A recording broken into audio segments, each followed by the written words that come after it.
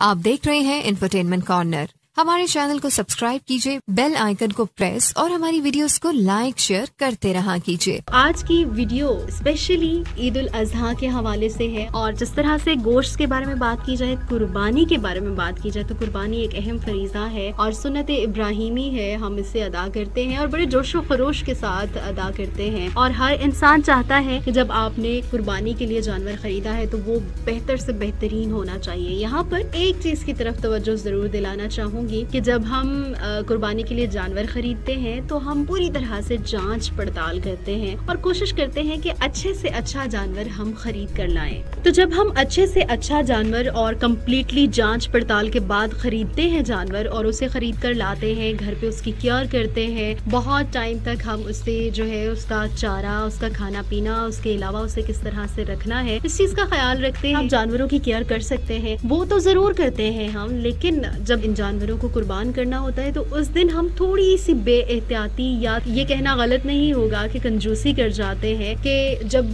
Professional किसी कसाब की बात आती है तो हम रेट्स की वजह से किसी भी बंदे को लाके उससे जानवर ज़िबा करवा लेते हैं। तो ये सही नहीं है। जिस तरह से आप कुर्बानी का जानवर खरीदते हुए ख्याल रखते हैं कि अल्लाह की राह में आप कुर्बान कर रहे हैं तो ये बेहतर से बेहतरीन होना चाहिए। तो उसी तरह से इसे कुर्बान करने का, ज़िबा करने का तरीका जो है वो भी बेहतरीन होना चाहिए ताकि जो एक प्रोफेशनल कसाब है वो अच्छे तरीके से तकबीर पढ़ सके और अच्छे तरीके से एक जो प्रॉपर तरीका है जानवर को कुर्बान करने का उस तरह से उसे कुर्बान कर सके। तो इस चीज़ की तरफ ज़रूर तवज्जो दीजिएगा। अगर पहले कभी आपसे कोताही हो भी गई है तो इस बार कोशिश करें ये चीज़ नहीं होनी चाहिए।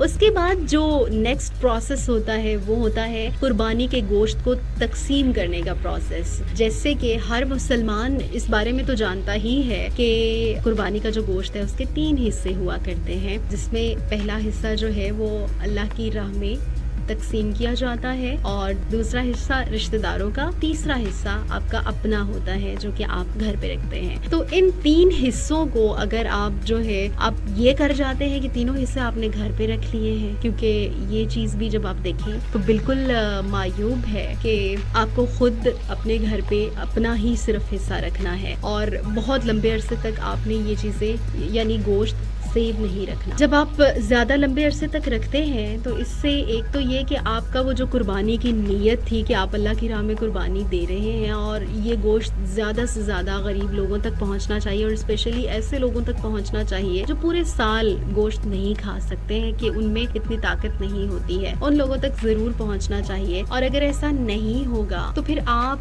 की ये कुर्बानी कहीं ऐसा ना हो कि हम कोई भी नेक काम करते हैं और खलूस नीयत के साथ करते हैं तो कहीं कोई छोटी सी गलती भी उसे ज़ाया ना कर दे उस नेकी को। ये चीज़ ज़रूर कीजिएगा। उसके साथ साथ एक और चीज़ जो कि आपको बताई जाए कि डॉक्टर्स भी कहते हैं वो ये कि गोश्त आप सेव करते हैं तो 9 दिन की मुद्दत होती है जिस तक आप कोई भी गोश्त जो है उसे अपने पास महफूज रख सकते हैं, यानी 9 दिन से ज़्यादा आपको गोश्त महफूज नहीं रखना है अपने पास। और अगर 9 दिन आपने महफूज रखा उसके बाद 10वें दिन भी आप खाते हैं तो आपको उसके खाने से मुख्तलिफ किस्म की बीमारियां लग सकती हैं। सो हम ऐसा नहीं चाहते कि आपको बीमारियां लगे या कोई भी प्रॉब्लम हो। तो इस चीज के लिए वो कहते हैं ना कि एहतियात इलाज से बेहतर है, तो बाद में अगर आपको इलाज ही करवाना है तो उससे बेहतर है आप पहले ही केयर कर लें। इस चीज की तरफ स्पेशली तवज्जो दीजिएगा। उसके अलावा आज की इस वीडियो में मैं आपके साथ गोश्त को महफूज करने के तरीके भी शेयर करूंगी और मेरा ख्याल है कि हमारे जो व्यूअर्स जानना चाहते हैं कुछ रेसिपीज के बारे में, तो मेरा ख्याल है आज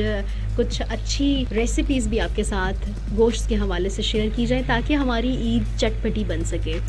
आज गोश्त को महफूज करने का जो तरीका आपको बता रही हूँ उसमें आपने करना कुछ इस तरह से है कि अगर 1 किलो गोश्त के हिसाब से आपने गोश्त को अपने पास महफूज करना है तो उस हिसाब से 1 खाने का चम्मच नमक आप लेंगे और आधा चम्मच हल्दी उसमें मिक्स करेंगे और ये आप गोश्त पे लगाएंगे। गोश्त की आपने छोटी छोटी बोटियां कर लेनी है तिक्कों की तरह से और उसके ऊपर नमक और हल्दी लगाकर जालीदार टोकरी में रख दें ताकि इसका पानी जो है वो कम्प्लीटली निचड़ जाए, खुश्क हो जाए। फिर आपने मोटी सुई और मजबूत धागा लेकर बोटियों को कदरे फासले पर रखकर आपने इन्हें पिरो लेना है, यानी उनमें फासला होना चाहिए। उसके बाद सायादार और हवादार जगह पर इन धागों या डोरियों को जिनमें आपने गोश्त पिरोया हुआ है लटका देना है।